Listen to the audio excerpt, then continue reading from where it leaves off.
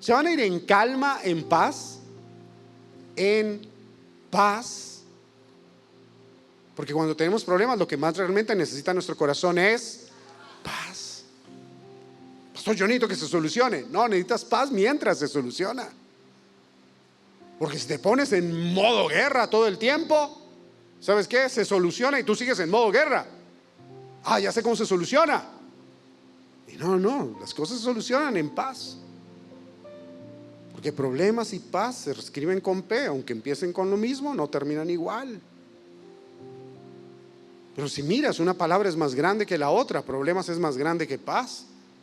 Y a veces seguimos caminando en el problema y pisoteamos la paz. Muy buenos días. ¿Cómo están? Diga conmigo, problemas y paz se escriben con P. Sí, empiezan exactamente igual. Los problemas y la paz comienzan exactamente igual. El asunto es que el desenlace es mucho más difícil. Pero no hemos aprendido a apreciar los momentos de paz en nuestra vida. O quizá sí los hemos aprendido a apreciar, pero a veces nos enredamos más con los problemas. Y hay un personaje en la Biblia que es Josafat. Su historia está en 2 de Crónicas del capítulo 15 al capítulo 21. Encuentran allí toda la historia de un rey de Judá que hizo lo bueno delante del Señor. Era un hombre que heredó una buena cultura de adoración de su papá, no estaba tan lejos a la historia que había vivido el rey David, porque habían pasado solamente un par de generaciones, así que había escuchado muchas historias de cómo Dios había estado con David, cómo Dios había bendecido su vida, cómo Salomón también había sido respaldado completamente por Dios, y él quiso hacer lo mismo. De hecho, cuando uno habla de un gobernante, habla acerca de los logros que tuvo ese gobierno. Y Josafat, desde que llegó, lo primero que hizo fue establecer bases militares, fortificar sus ciudades, comenzar a proteger las ciudades que él tenía o que estaban mejor a cargo de él y de su reino. Lo siguiente que hizo fue algo muy interesante, que comenzó con un programa de educación para que todos conocieran las obras de Dios, para que todos pudieran conocer lo maravilloso y lo bueno que era Dios.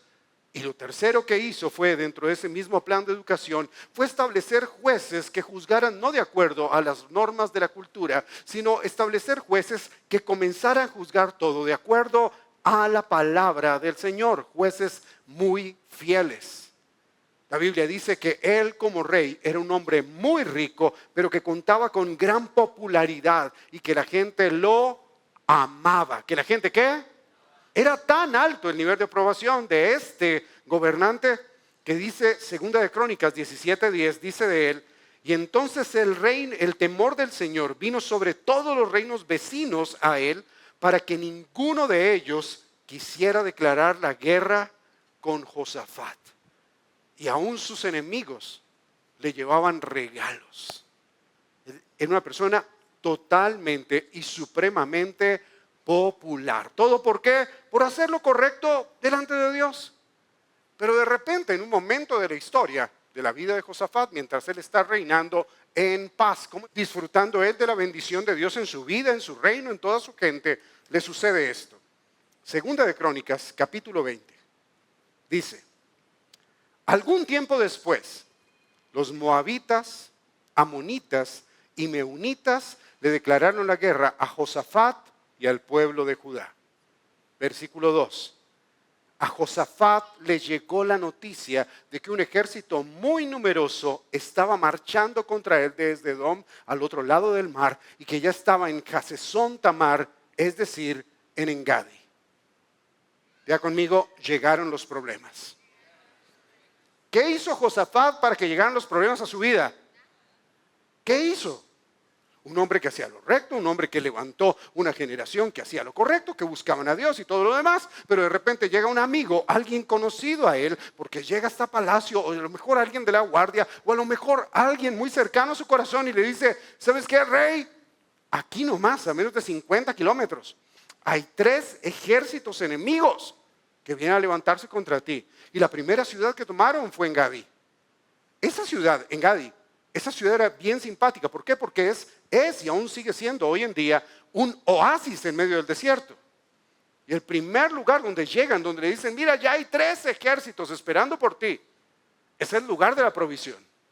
Es el lugar donde llega la bendición, es el lugar donde llegaban las cosechas, es el lugar que garantizaba mucho bienestar para la gente. ¿Por qué? Porque si definitivamente hay alimentos, si hay agua, las personas pueden estar tranquilas, ¿sí?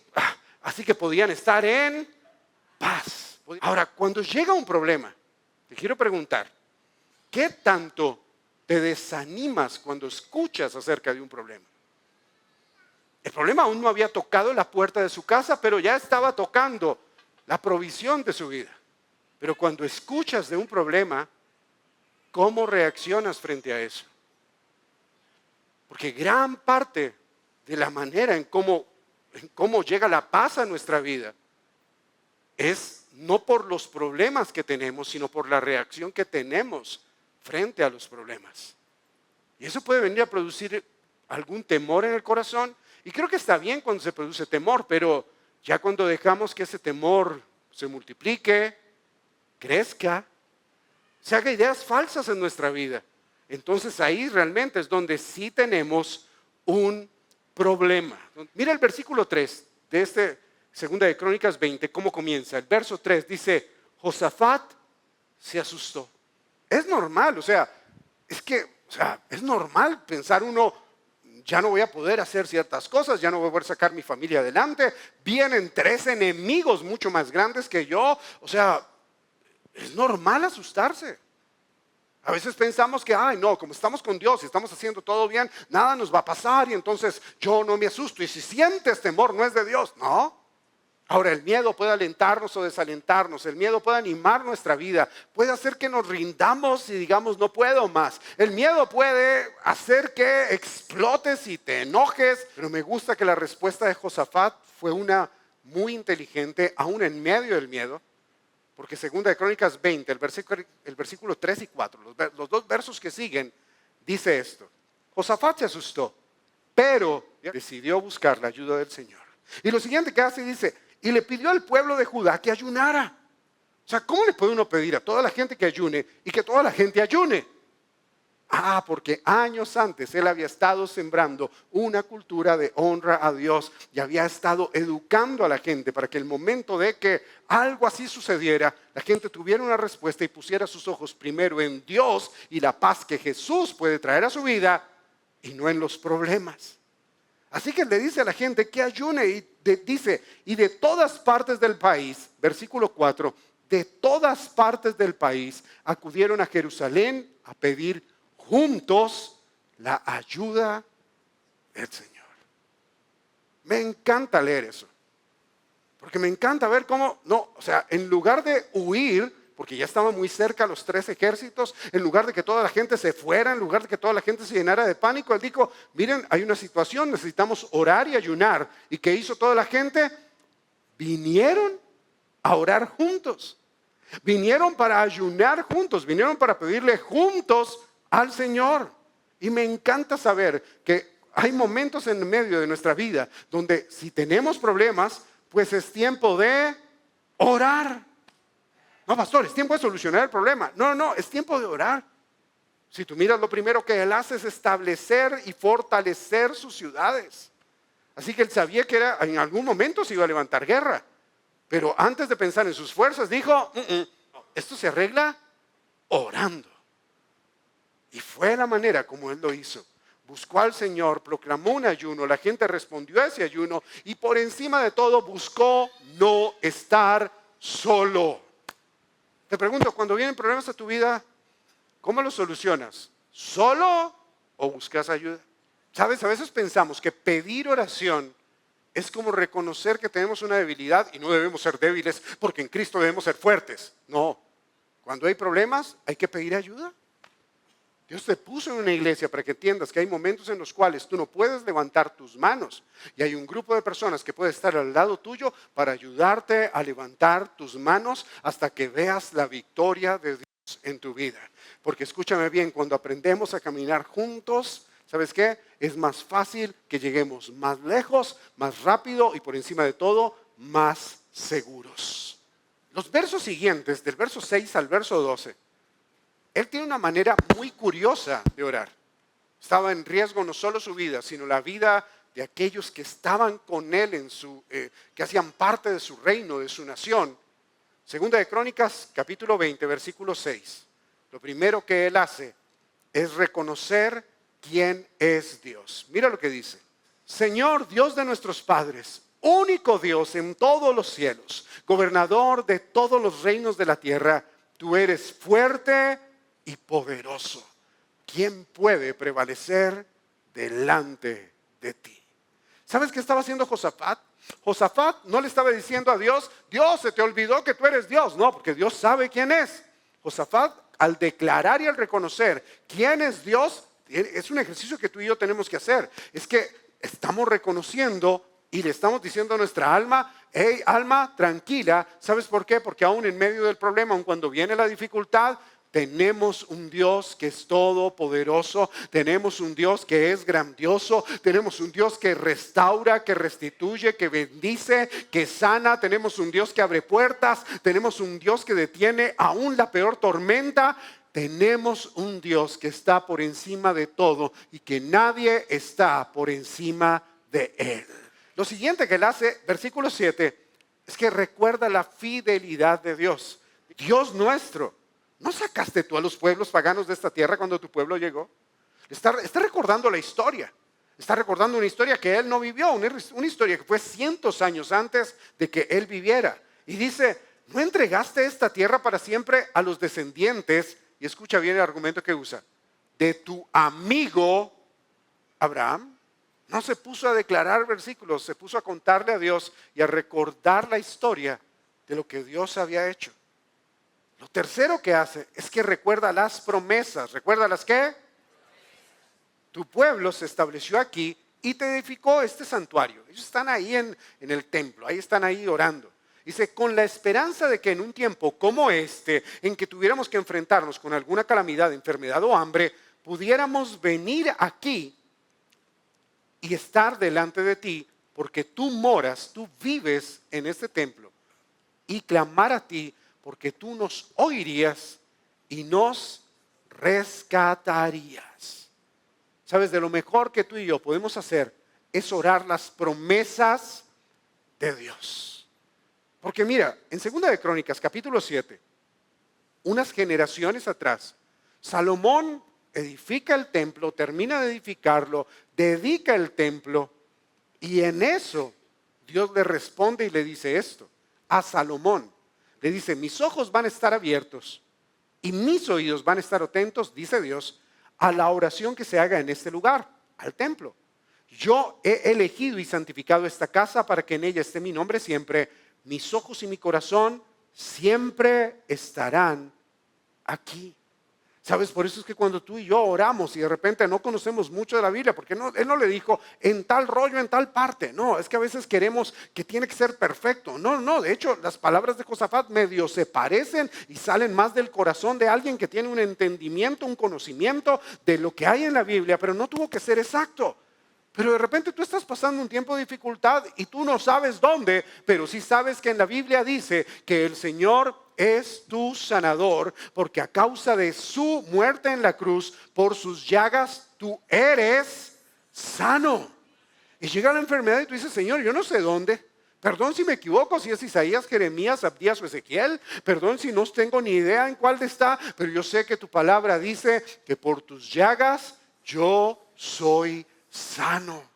Así que creo que orar se trata de encontrar el propósito de Dios en su palabra y nosotros alinearnos a esa palabra. El verso 12 de 2 de Crónicas 20, volviendo a la historia de Josafat, dice, Dios nuestro, mira el ejército que hay, ¿no lo impedirás tú? Nosotros no podemos hacerle frente a este gran ejército.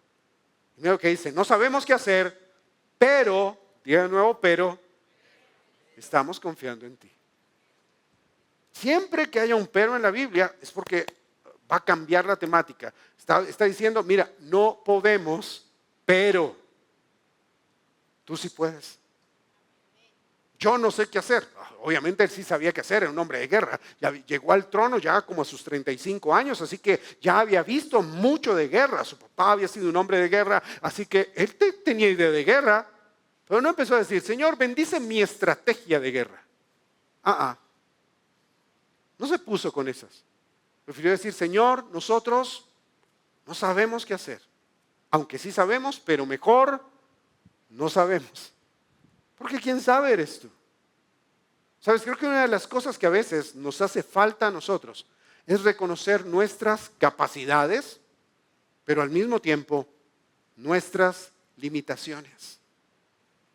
Todos tenemos dones, talentos y habilidades, por supuesto que sí, pero al mismo tiempo, aún con los talentos, con las habilidades, con tus destrezas, también tienes ciertas debilidades. Hay ciertas cosas que puedes hacer y hay otras que definitivamente no. Y a veces ni siquiera serán problemas porque todavía el problema no había llegado. Ahí nomás era un reto. Tienes que enfrentar 3 ejércitos. Señor, nuestro ejército no es tan grande. ¿Sabes qué, Señor? No sabemos. No sabemos. Y ya. ¿Sabes qué, Señor? Tengo un reto dentro de mi corazón. Perdonar. ¿Y cómo se me hace difícil perdonar? Obviamente, no creo que muchos hagamos esa oración porque decimos, no, sí, perdonar, yo perdono, pero no olvido. Queremos ser rencorosos, ¿sí? Pero no, o sea, tengo ese reto de perdonar a mi familia. Tengo ese reto de amar a aquel que me hace daño. Tengo ese reto de bendecir a aquel que me hace la vida un rollo. Tengo un reto. Diga conmigo, reto. Pero ¿sabes qué, Señor? Yo no sé qué hacer. Me sé los versículos y sé que dice tu palabra que tengo que perdonar. Pero ¿sabes qué, Señor? No sé cómo hacerlo. Eso es un gran reto. Eso es una gran dificultad para muchos a veces. Porque enfrentarse a cosas es algo, pero enfrentarte a ti mismo, enfrentarte a lo que sientes, esa es otra tarea.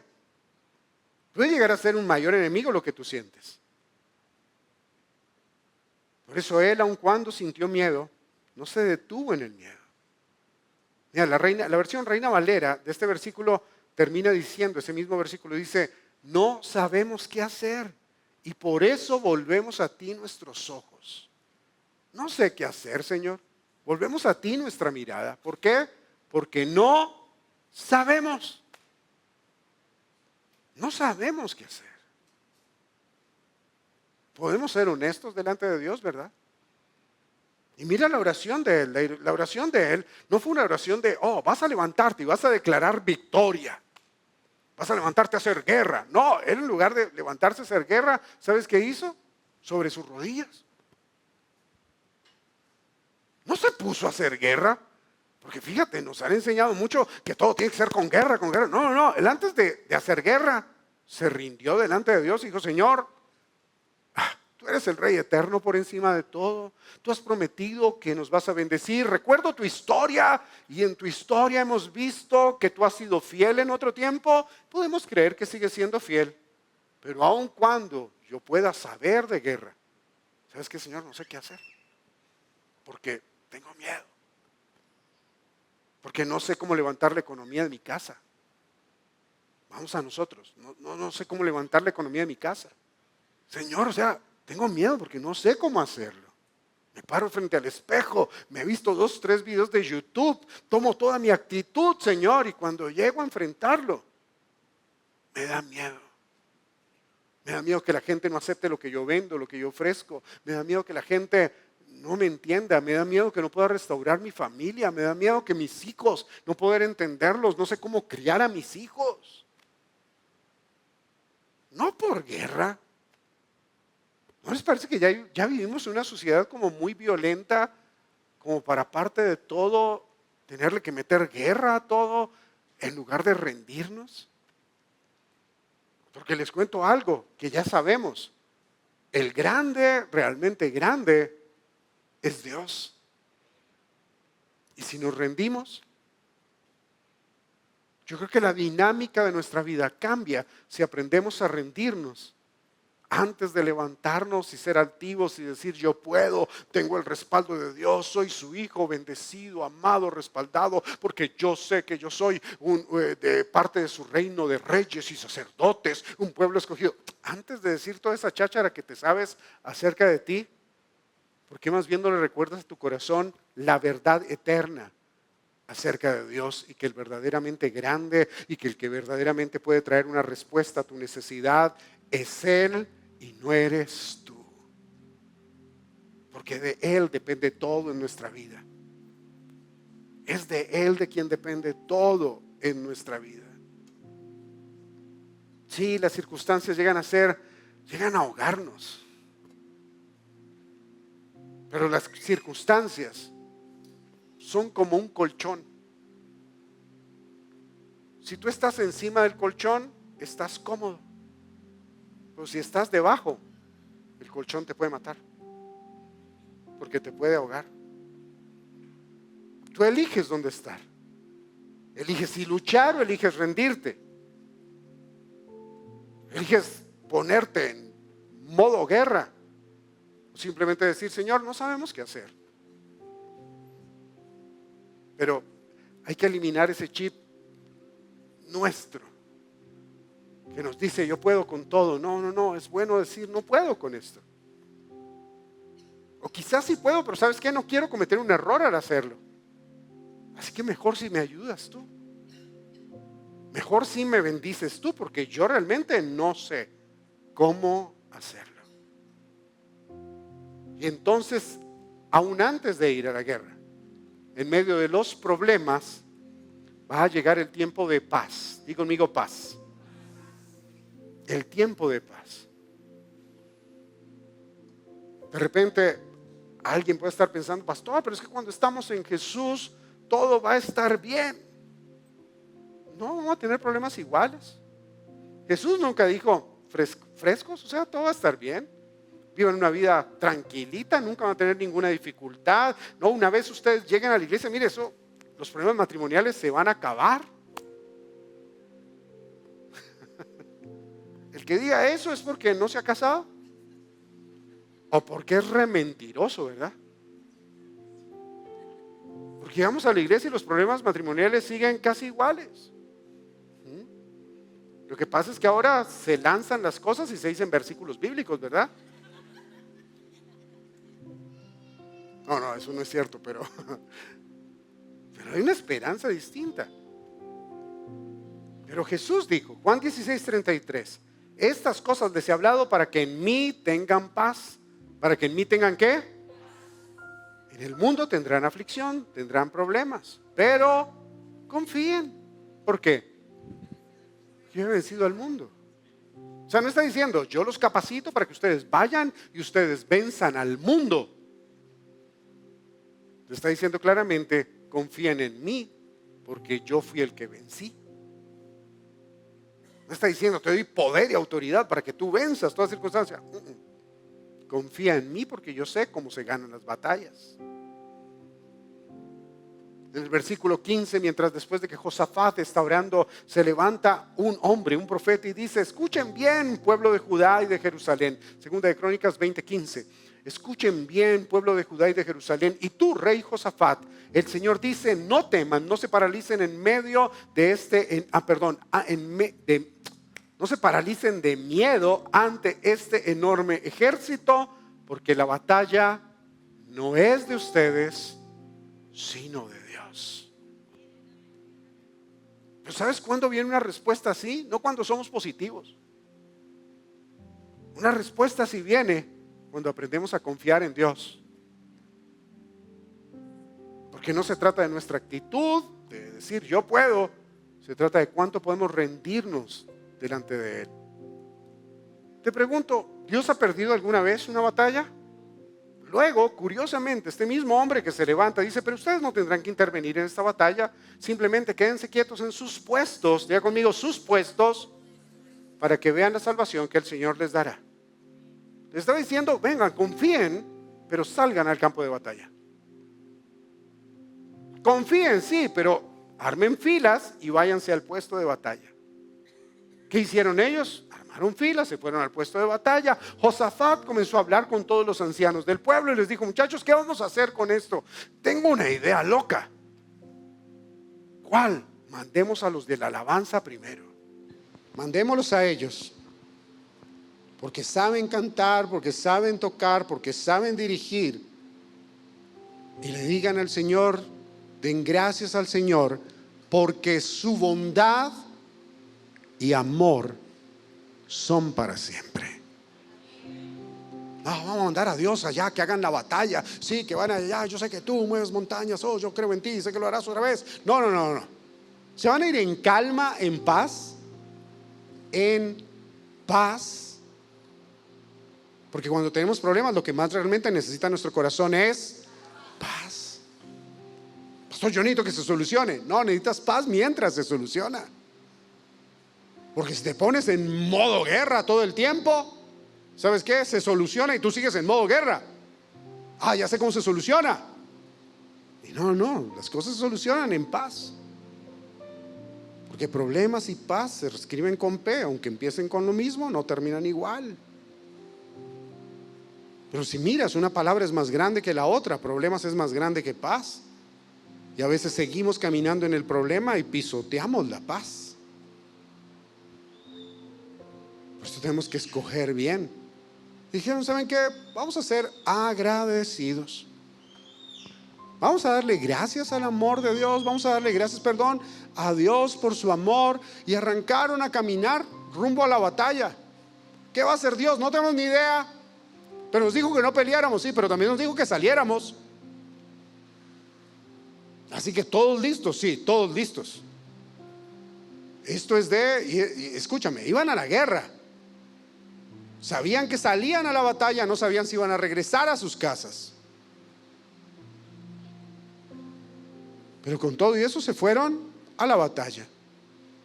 Y dice la historia que habían 2 montañas, 3 ejércitos, en medio de ellos un valle. Se levantaron unos contra otros, se confundieron entre ellos mismos y empezaron a matarse entre ellos mismos. Y cuando llegó Josafat con el ejército, llegan primero los de la alabanza. Llegó el ejército, llegó el rey y miraron. Y lo único que había era un campo con 3 ejércitos completamente esparcido por toda la tierra. ¿Qué pasó aquí? Yo creo que Josafat dijo, los de la alabanza pelean bien.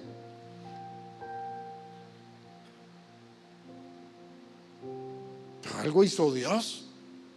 ¿Qué hizo Dios? No sabemos. Ya después alguien contó la historia. No, ellos se confundieron solitos. La verdad pregunto, ¿se confundieron solitos? ¿O fue Dios quien tenía guardado en su mano a sus hijos? Y sus enemigos, aquellos que venían a hacerle daño, se confundieron solitos. Escúchame, la Biblia dice que nosotros debemos bendecir a aquellos que nos quieren hacer daño. Eso también requiere rendirse. La Biblia dice que nosotros tenemos que aprender a ser humildes para poder escuchar, recibir la palabra del Señor y esperar y aguardar a que sea su paz. Sí, esa paz que sobrepasa todo entendimiento. Guarde nuestros corazones, guarde nuestros pensamientos para que no crezca la amargura, para que no crezca el dolor, para que no crezca nada de eso. Y dejemos que Dios obre. Tú no necesitas pasar por el lado de los negocios que están al lado tuyo, que de repente están vendiendo más que el tuyo, y decir que se queme esto, que se queme esto, que se queme esto. Dios confunde a mis enemigos, que se quiebren todos. Tú no necesitas eso para que Dios te bendiga. Tú lo único que necesitas es que Dios te bendiga. Eso es lo único que necesitas. Entonces, problemas, paz. Ok, se escriben igual, se escriben con la misma letra, terminan diferente. Y al final, mientras tú y yo aprendamos a buscar al Señor, a ponerlo de primero, mientras tú y yo aprendamos a orar a Él en medio de cualquier problema y dificultad, que tú y yo aprendamos a esperar en sus promesas, a confiar en su palabra y a darle gracias, ¿sabes qué? Lo único que te espera es disfrutar de cada victoria que Dios le va a dar a tu vida, porque cuando aprendes a ser agradecido y poner a Dios primero, ¿sabes qué? Vas a ver problemas, sí, pero en cada problema vas a ver la victoria de Dios una y otra y otra y otra vez. Y Dios se hará cargo de lo tuyo.